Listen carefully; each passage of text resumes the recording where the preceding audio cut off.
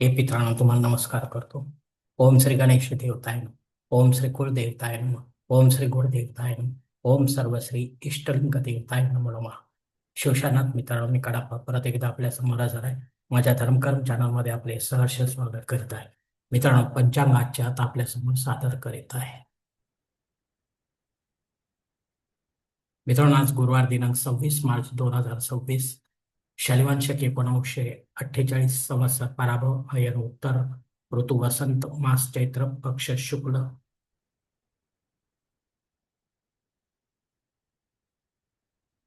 तिथे मित्रांनो आजची अष्टमी तिथी आहे.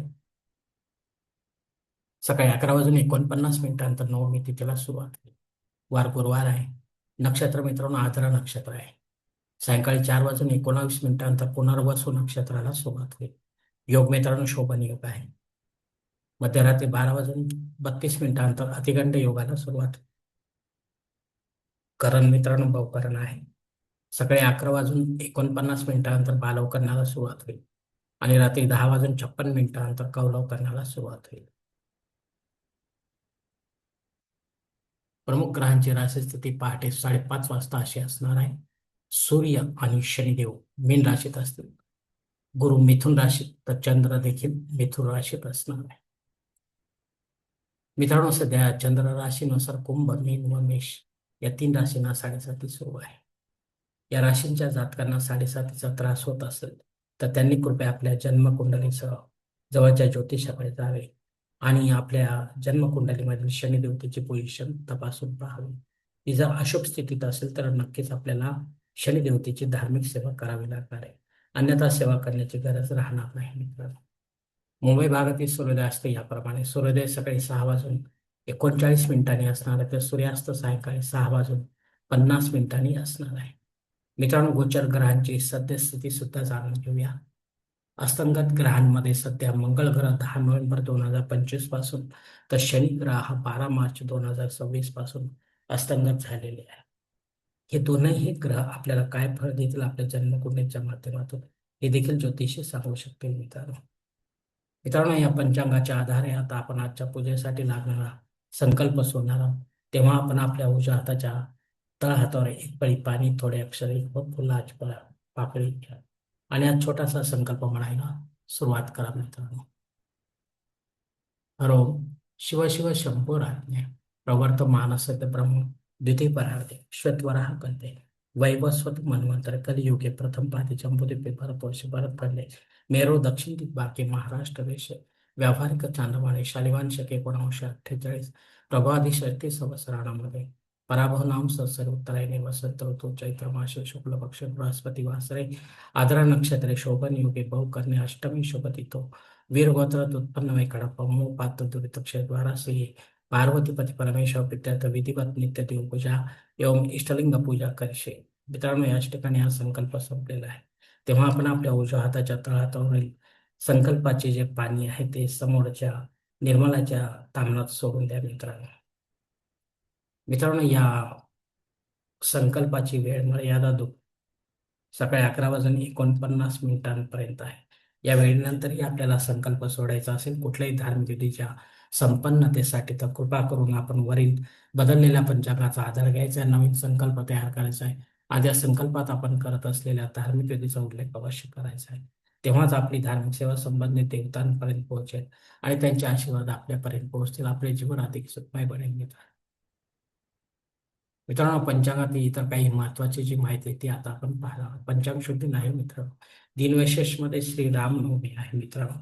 ही रामनवमी शक्यतो आपण जवळच्या जागृत अशा राम मंदिरात जाऊन साजरी करावी मित्रांनो. दुपारी मध्यान्ह याचा जन्म होतो मित्रांनो. तर श्रीरामासंबंधी आपल्याला जे काही धार्मिक साहित्य पठण, त्यांचा मंत्र जप पठण श्रवण करता येत असेल तर अवश्य करावं मित्रांनो. ग्रंथ पारायणापेक्षा श्रीराम यांच्या अंगी जे काही गुण दाखवलेले आहेत त्यांच्या जीवनचरित्रात ते आपण अंगीकारण्याचा प्रयत्न करावा मित्रांनो.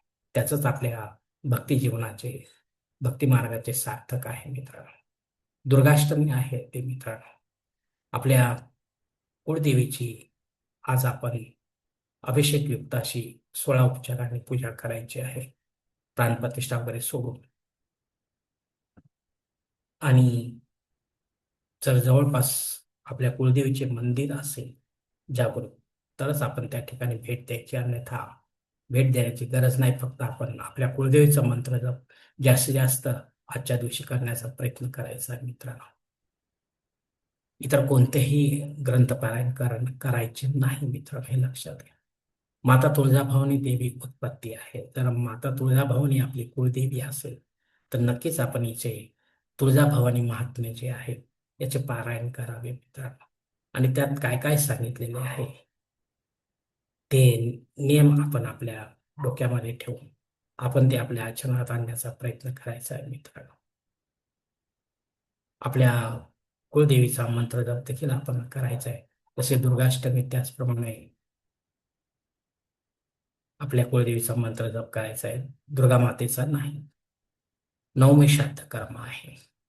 या तिथीवर आपल्याशी संबंधित कोणी नात्यांमध्ये आपल्याला सोडून परलोकात निघून गेले असतील, आपल्यावर अवलंबून असलेले लोक निघून गेले असतील परलोकात, तर त्यांच्या नावाने आपल्याला पिंडदान युक्त किंवा पिंडदान रहित असे श्राद्ध कर्म करणे गरजेचे आहे. मग घरी करा किंवा तीर्थक्षेत्री करा, पण विधिवत करा, पंडिताच्या माध्यमातून करा आणि अपराह्न काळातच करा. तेव्हाच आपली पितरसेवा आपल्या पितरांपर्यंत पोहोचेल आणि त्यांचे आशीर्वाद आपल्यापर्यंत पोहोचतील. आपले जीवन अधिक सुखमय बनेल मित्रांनो. अग्नी पृथ्वीवर सकाळी 11 वाजून 49 मिनिटानंतर हजर आहे, त्याआधी नाही मित्रांनो.